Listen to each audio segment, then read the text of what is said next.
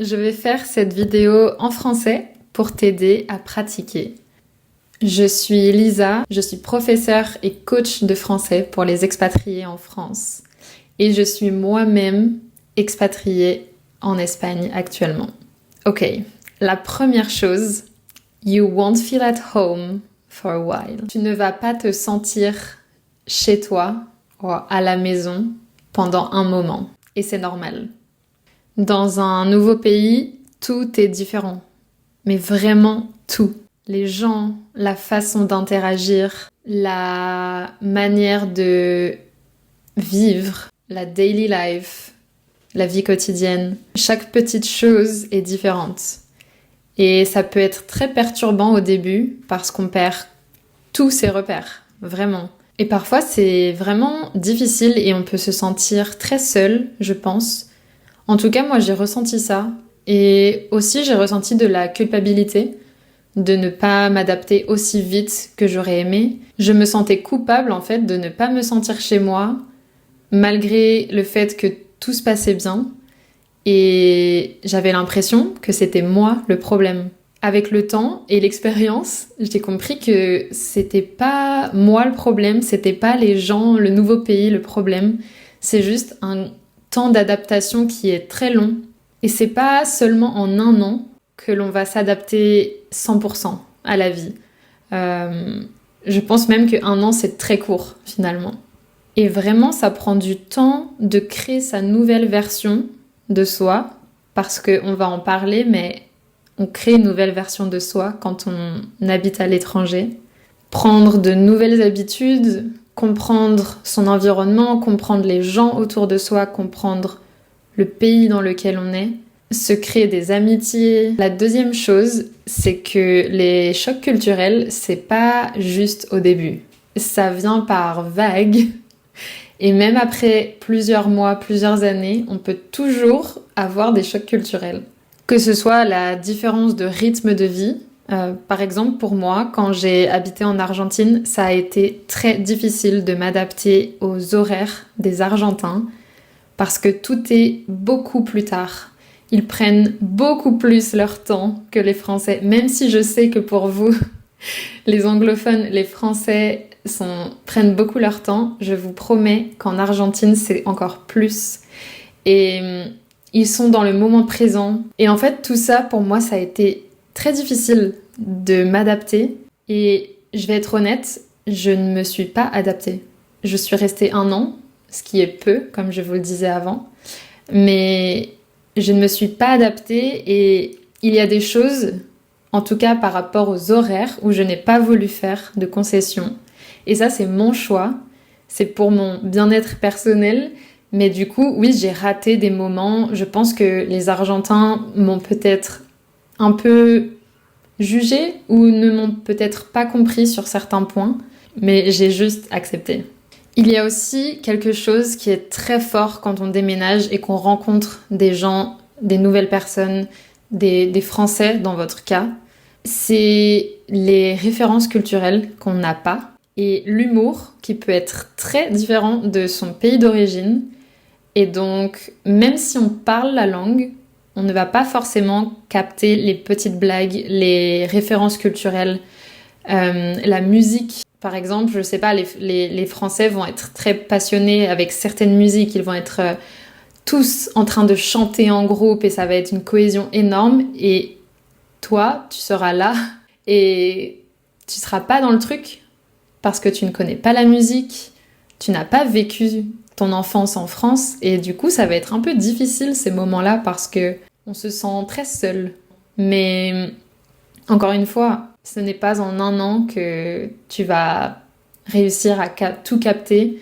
Ça prend des années et il faut le vouloir, vraiment. Le troisième point, c'est que parler dans une autre langue, ça change une partie de toi, ça change ton identité. Moi, j'ai toujours dit que je ne serais jamais la même personne en français, en anglais et en espagnol. Et je vis mon quotidien aujourd'hui en espagnol, je suis bilingue, mon partenaire parle espagnol. Mais c'est très intéressant parce que mon partenaire, en venant en France, il m'a découvert sous une autre facette. Je n'interagis pas de la même manière dans mon pays que dans d'autres pays parce que je connais parfaitement mon pays, je connais parfaitement quels petits mots utiliser, quelle question poser, comment la poser. Et donc tout est très facile. Mais quand on est à l'étranger, vraiment, chaque petit détail, on est là, on est overthinking, tu vois. Et je n'ai pas autant de vocabulaire dans les autres langues que dans ma langue natale, même en étant bilingue. Parfois, il y a même des mots qui n'existent même pas. Donc, c'est beaucoup plus difficile d'être précis dans ce qu'on veut dire, dans ce qu'on veut montrer. Et tout ça, en fait, ça fait que on peut pas être 100% soi-même. Je pense qu'on peut être genre vraiment 90-95%, oui, mais on sera jamais 100%. Et je pense qu'il vaut mieux l'accepter dès le début et faire son maximum pour arriver à ces 95%. Mais je ne veux pas idéaliser non plus le fait d'être je suis bilingue, donc c'est comme dans ma langue natale. Non, parce que ce n'est pas des langues que j'ai apprises quand j'étais enfant. Moi, on m'a enseigné la vie en français. C'est qu'après, à mes 10-11 ans, que j'ai commencé à apprendre une nouvelle langue. Donc déjà, ça change beaucoup. Bien sûr, je parle pas des gens qui ont grandi dans les deux langues, dans 2 ou 3 langues, qui depuis enfant, depuis bébé, écoutent et parlent ces langues. Je pense que ça, c'est différent. Mais en tout cas, dans notre cas, à toi et à moi, je pense que c'est difficile d'être 100% soi-même dans une autre langue. Il y a aussi l'aspect de l'accent, parce que l'accent, tu l'auras toujours. Et moi, j'ai eu du mal à l'accepter. Je voulais 0 accent, je voulais que tout soit parfait, qu'on ne se rende pas compte que je ne suis pas de ce pays. Mais en fait, c'est très difficile. Les gens vont savoir que tu es étranger, mais ça fait partie de toi, du coup. Ça fait partie de cette identité que tu as de base. Et je pense qu'il faut en être super fier.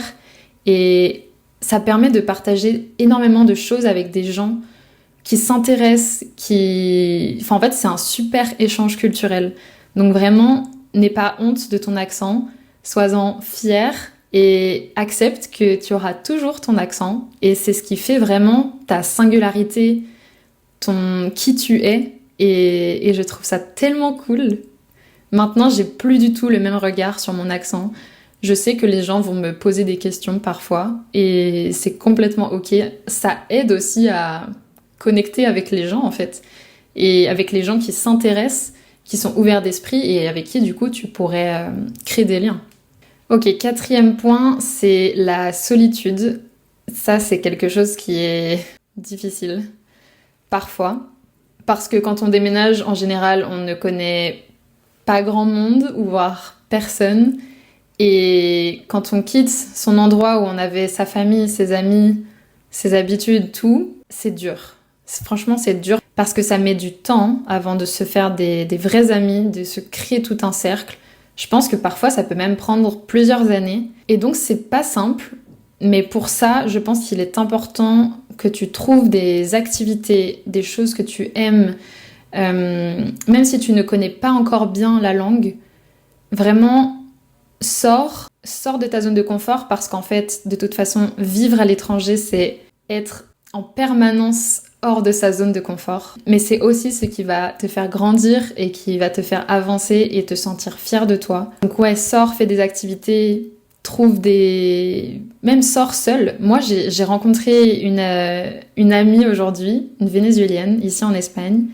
Je suis allée seule à un concert et il s'est mis à pleuvoir. Elle avait un parapluie, moi non, donc elle m'a proposé de venir sous son parapluie et c'est comme ça qu'on s'est rencontrés. Et on a créé une super belle amitié. Et si je n'avais pas été seule à ce concert, je l'aurais jamais rencontré, mais jamais. Parfois, tu vas peut-être rencontrer personne, c'est sûr. Mais plus tu vas sortir de ta zone de confort, plus tu vas te sentir chez toi rapidement, plus tu vas te créer des amis, des connexions, même un petit contact comme ça. Un petit small talk, tu vois, ça fait du bien parce que quand on est seul à l'étranger, c'est vraiment dur. Un 5e point, c'est que tu vas apprécier, tu vas vraiment célébrer les petites victoires. Et même des choses très simples comme commander un café, aller chercher son colis à la poste. En fait, des choses qui avant étaient complètement normal et facile à faire pour toi, aujourd'hui, quand tu le feras, tu seras en mode waouh, mais incroyable, je l'ai fait, trop bien, ça s'est bien passé. J'ai réussi à parler français avec le boulanger, j'ai pu lui demander comment il s'appelle. Ça peut être prendre un rendez-vous au téléphone, comprendre une blague. Vraiment, c'était des choses tellement simples, mais tellement difficiles quand on est dans un pays qui ne parle pas notre langue, où les gens, je veux dire, ne parlent pas notre langue. Tu seras souvent à te dire bravo, je suis fière de toi. J'espère. À toi-même. Et le dernier point, last but not least, tu vas forcément changer si tu vis à l'étranger. Et quand tu rentreras dans ton pays d'origine, peut-être que tu vas sentir un vrai décalage avec les gens qui sont restés. Moi, je l'ai vécu. Avec certaines personnes, pas du tout. Mais avec d'autres, c'est vrai que des choses qui pour toi te paraissent évidentes ne le sont pas pour eux. Ils ne vont pas forcément comprendre à 100% ce que tu ressens, ce que tu vis en étant à l'étranger. Parfois, ça peut être frustrant, mais c'est inévitable, je pense.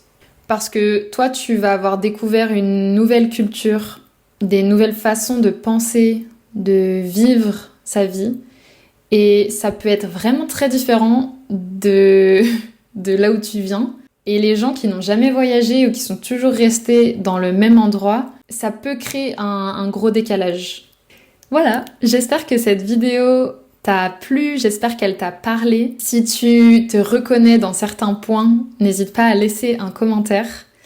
Je serais ravie de te lire et de te répondre parce que c'est qu'on vit la même chose, donc on peut se comprendre et ça fait du bien de parler avec des gens qui nous comprennent vraiment. Donc voilà, à bientôt pour une prochaine vidéo.